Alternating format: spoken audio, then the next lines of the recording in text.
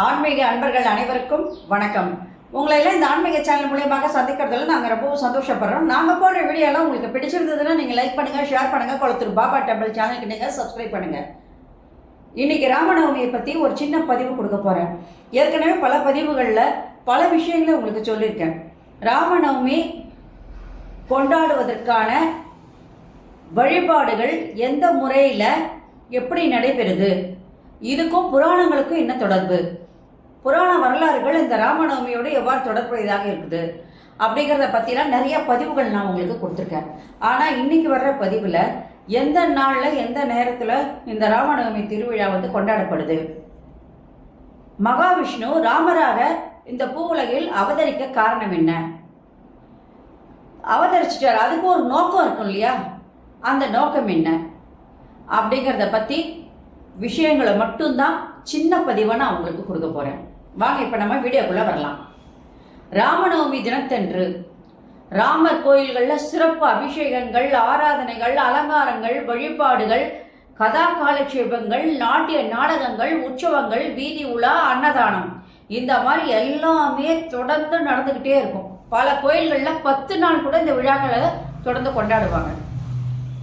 இது ஆஞ்சநேயர் கோயில்லையும் இந்த விழாக்கள் ரொம்ப விமர்சையாக நடைபெறும். காரணம் என்னன்னா, ஆஞ்சநேயருடைய இதயத்தில் இருப்பதே ராமர் சீத்தை 2 பேர் மட்டும்தான். அந்த ராமரும் சீத்தையும் இருக்கிறதுனால அந்த ஆஞ்சநேயர் கோயில்களும் இந்த வழிபாடுகள் ரொம்ப சிறப்பாக இருக்கும். இந்த வருஷம் எந்த நாளில் இந்த பண்டிகை கொண்டாடப்படுது அப்படின்னு பார்த்தீங்கன்னா 6/4/2025 ஞாயிற்றுக்கிழமை, அதாவது பங்குனி மாதம் 23ஆம் தேதி இந்த விழாவை எல்லா கோயில்களிலும் மிக சிறப்பாக கொண்டாடுகிறார்கள். இப்போ நவமி நாளில் இந்த ராமர் ஏன் அவதரித்தார் அப்படிங்கிறதுக்கு ஒரு சின்ன விளக்கத்தை கொடுக்குறேன். அஷ்டமி நவமி இந்த 2 திதிகள், மற்ற திதிகளில் நம்ம நல்ல விஷயங்கள்லாம் செய்கிறோம், பூஜை வழிபாடுகள்லாம் கூட நடக்குது. ஆனால் இந்த அஷ்டமி நவமி 2 திதிகளில் நாம் எந்த நல்ல காரியத்தையும் செய்யறதில்லை.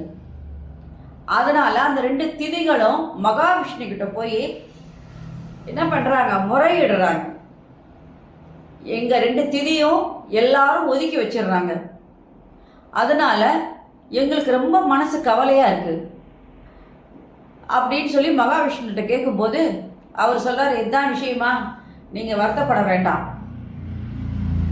உலகமே உங்களை கொண்டாடுகின்ற அளவுக்கு வருஷத்தில் ஒரு முறை உலகமே உங்களை கொண்டாடும் அப்படிங்கிற மாதிரி என்ன பண்ணுறாரு, ஒரு வரத்தை கொடுக்குறாரு. அதனால் இங்கே வருத்தப்பட வேண்டாம், போயிட்டு வாங்க அப்படின்னு சொல்லி அவங்கள அனுப்பி வைக்கிறார். அதன்படி தான் அஷ்டமி திதியில் கிருஷ்ணர் பிறந்தார். அதை தான் நம்ம என்ன பண்ணுறோம்னா அன்னைக்கு கோகுல அஷ்டமி அப்படின்னு சொல்லி கொண்டாடுறோம். ராமர் நவமி திதியில் பிறந்தார். அந்த நாளில் நாம் ராமன் நவமி அப்படின்னு சொல்லி அந்த நாளை கொண்டாடி மகிழ்கிறோம். இதுதான் ராமநவமி நாளில் ராமர் அவதரித்ததற்கான, அவதாரம் செய்வதற்கான ஒரு காரணம். இப்போ இதுக்கான நோக்கங்கள் இருக்கும். இறைவன் பூவுலகத்தில் அவதரிக்கிறார் அப்படின்னு சொன்னால் அதுக்கு பல நோக்கங்கள் இருக்கும். அந்த நோக்கம் என்ன அப்படின்னு பார்த்தீங்கன்னா, மனிதன் எவ்வாறு மனிதனாக வாழ வேண்டும் அப்படிங்கிறத எடுத்து சொன்னார்.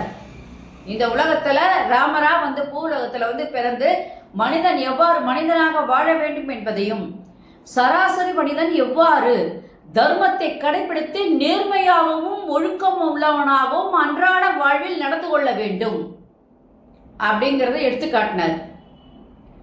மானிட இனத்திற்கு அத்தியாவசியமான கருணை, அன்பு, மூத்தவர்களை மதித்தல், இல்வாழ்க்கையில தூய்மை ஆகிய நற்பண்புகளுக்கெல்லாம் இலக்கணமாக அந்த ராமபிரான் வாழ்ந்தார்.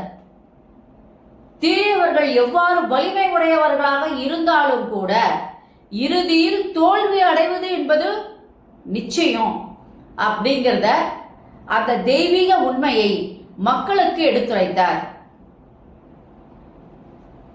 அது மட்டும் இல்லாமல் மக்களிடையே இருக்கின்ற அந்த அறியாமையை போக்கி தாய் சொல் தட்டாத மகனாகவும் தந்தைக்காக வாழ்ந்த ஒரு மகனாகவும் சகோதர பாசத்திற்கு ஒரு எடுத்துக்காட்டாகவும் நட்புன்னு சொன்னா அந்த குகனிடம் உள்ள நட்பிற்கு ஒரு இலக்கணமாகவும் வாழ்க்கையில வாழ்வியல் தத்துவம்னா என்ன, குடும்ப ஒற்றுமைனா என்ன, அறிவுனா என்ன, அழகுனா என்ன, அடக்கம்னா என்ன, அன்புனா என்ன, இவற்றுக்கெல்லாம் ஒரு எடுத்துக்காட்டாக ராமர் வாழ்ந்து இந்த உலகத்தில் மனிதர்களிடையே இருக்கின்ற அந்த அறியாமையை எல்லாம் போக்கி அவர்களை ஒரு மனிதனை மனிதனாக வாழ வைக்க வேண்டும். விலங்கிலிருந்து பிரித்து அவன் மனிதனாக வாழ வைக்க வேண்டும். ஏன்னா 6 அறிவுடைய மனிதனுக்கு எது நல்லது எது கெட்டது எப்படி செய்யணும், எது தர்மங்கள் எது அதர்மங்கள், அதர்மன்றது கண்டிப்பாக ஒரு நாள் தோத்து தான் ஆகும், தர்மம் தான் ஜெயிக்கும் அப்படிங்கிறதெல்லாம் எடுத்து காட்டுவதற்காக ராமர் இந்த உலகத்தில் அவதரித்ததன் நோக்கமே அதுதான். இந்த விஷயங்களை மட்டும் நான் சொல்லி இந்த ராமநவமி விழா அடுத்த பதிவில் கோயில்களில் எப்படி கொண்டாடணும், நாம் எப்படி கொண்டாடுறோம், அன்னைக்கு என்ன படையல் போடலாம், அன்னைக்கு எல்லா கோயில்களையும் விசேஷமான வழிபாடுகள் எந்தெந்த முறையில் இருக்கும் அப்படின்றத பற்றியெல்லாம் நாளைக்கு ஒரு குட்டி பதிவு உங்களுக்கு கொடுக்குறேன். நன்றி, வணக்கம். இந்த வீடியோ உங்களுக்கு பிடிச்சிருந்ததுன்னா நீங்கள் லைக் பண்ணுங்கள், ஷேர் பண்ணுங்கள், குளத்தூர் பாபா டெம்பிள் சேனலுக்கு நீங்கள் சப்ஸ்கிரைப் பண்ணுங்கள். நன்றி, வணக்கம்.